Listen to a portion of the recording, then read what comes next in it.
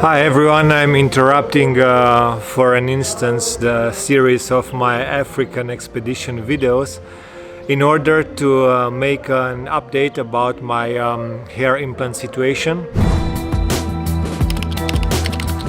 I've been thinking for years about having a hair transplant, but I never was serious about it, mostly because of the price and the pain involved in this procedure.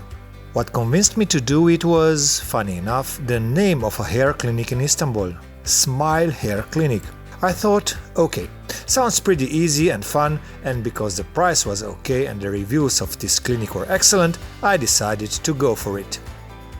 So look at me arriving in Istanbul and not knowing what to expect. But it was, let's put it this way, love at first sight. The clinic looked more like a modern hospital than like a... I don't know what I expected anyway. And it was before Smile Hair Clinic moved to a new building short time after my operation.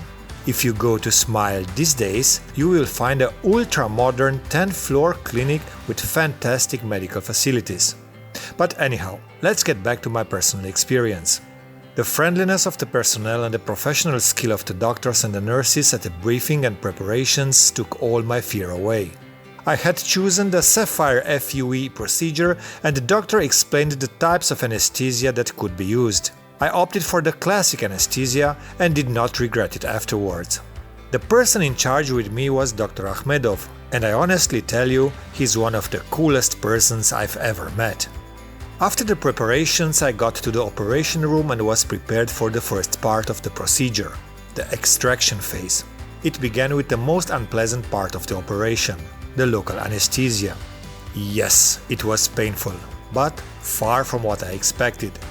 Think about the local anesthesia you're getting at the dentist. Pretty much the same thing, but repeated several times, in fact for a few minutes. After that I felt nothing for the next 3 hours, the time during which the grafts have been extracted. Then after another several minutes of local anesthesia, this time at the forehead, where the hair was to be implanted, Dr. Ahmedov performed the incision of the canal. This means preparing the place where the extracted grafts were to be transplanted. Finally, after another several hours, they implanted the extracted grafts into the newly made canals. In my case, the whole procedure was no longer than 6 hours, including a short lunch break. At the end of the day, I had a funny-looking head, but I was happy that it was over and that it was less painful than expected. But the operation is only the beginning of the hair transplant process. One of the most critical phases is aftercare. There are some rules you must be aware of. You cannot wash your head for a few days and you can only sleep lying on your back for like 2 weeks or so. Nothing too difficult. In addition, you cannot wear hats in the first month and, the hardest thing for me, you can't do sports. That is only a summary of what I went through. Honestly, it was more difficult than the operation itself. The good part was I didn't experience any pain after the procedure or during the following days, just occasionally a small itching in a donor area. It also wasn't necessary to take long-time medication. Besides the antibiotics and the anti-inflammatory drugs you get for the first days, afterward you are advised to take only vitamins and, up to you, the finasteride. The hair transplantation is a journey and you must be patient, they say. Eventually, after some weeks, the red dots on my head disappeared. The newly transplanted hair even began to grow. But then I experienced hair shedding, the shock hair loss. During all this time I maintained contact with Smile Hair Clinic and Dr. Ahmedov advised me the whole time what to do and what not to do. Still, my hair began to grow again. After a few months it was already clear that it will look much better than before, and after 6 months I was happy with the new look even as it was. But I had to wait for whole 18 months to see the final result. You can find on YouTube my videos from the procedure, from the 4 months and 8 months updates. And here I am now, 1.5 years later.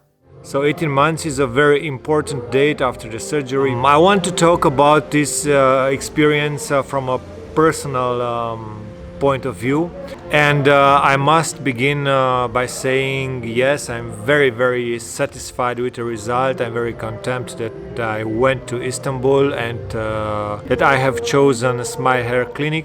After the transplant, I maintained a very good contacts to the doctor and to the clinic, and eventually I made a partnership with them for my African expedition, but only because I believe in them and only because I was satisfied with their products, in this case with the services they provide, because I can't recommend you a service without believing in it. That being said, I want to come back to my experience, and there were a lot of questions from your side, and the question number one was why didn't they do a new hairline that came lower? That was because of my age. After a certain age, the hair goes somehow backwards and the muscles go up, and you can't implant hair into these muscles, because if not, when you're laughing or when you're doing like this, the whole hair would act funny. The second most asked question was why can't you tell a big difference between how I looked before the surgery and after? Well, the main reason was because before the surgery I appeared in the videos only with a lot of black sprays, black cosmetics applied on my bald areas, so you couldn't tell how bald I really was. But you may see in the video how large the implanted area was, and yes, you can't tell. Especially during my African videos, you can't tell I have implanted hair, because the newly implanted hair is not so dense as the original one and must be sustained with an appropriate haircut. And here in Africa I've had, like, as you may have seen in my videos, a very unfortunate haircut, very unfortunate haircuts. So the haircuts didn't do any advantage to me.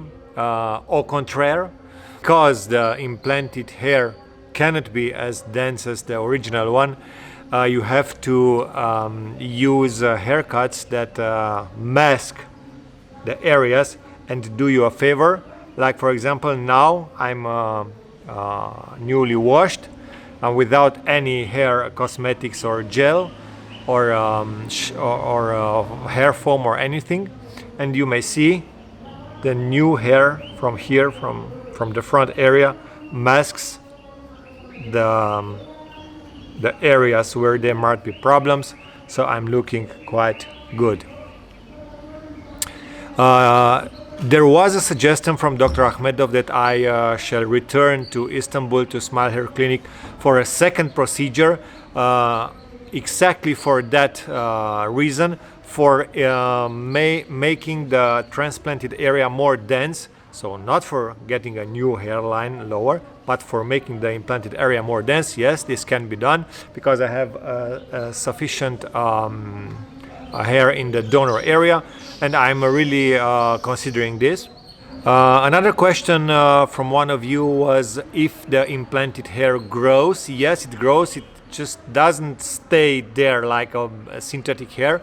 The hair follicle from the donor area, this means from a non-hormonal influenced area, grows, and the best part is it is not affected by testosterone. This means this newly implanted area the hair from the newly implanted area will not fall. But they recommend finasteride, and this was another question regarding medication and finasteride in particular. Finasteride is recommended for the bald area not to go farther. So the not transplanted hair for not to fall, and in time for not to have a separation area between the transplanted area and the not transplanted area.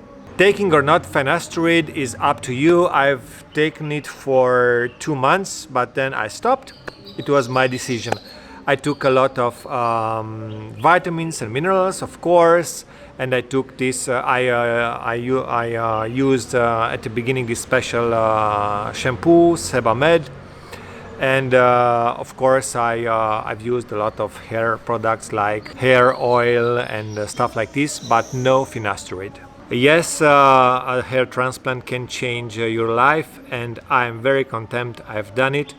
I would do it I would do it a second time without hesitation, because my biggest fears were not about the success of the transplant, were about the pain, and the pain endured during the surgery was not even a quarter of what I have expected.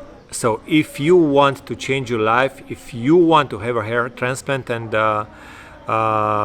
you don't know if you should do it or not, if your biggest concern is pain, don't be scared.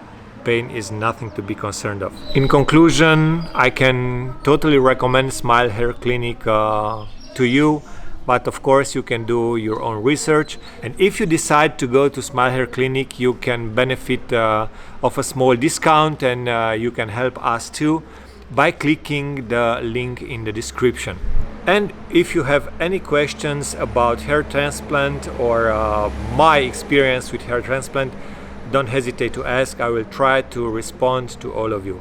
And don't forget, I love my hair, and all I've done was for my hair. Do you love your hair?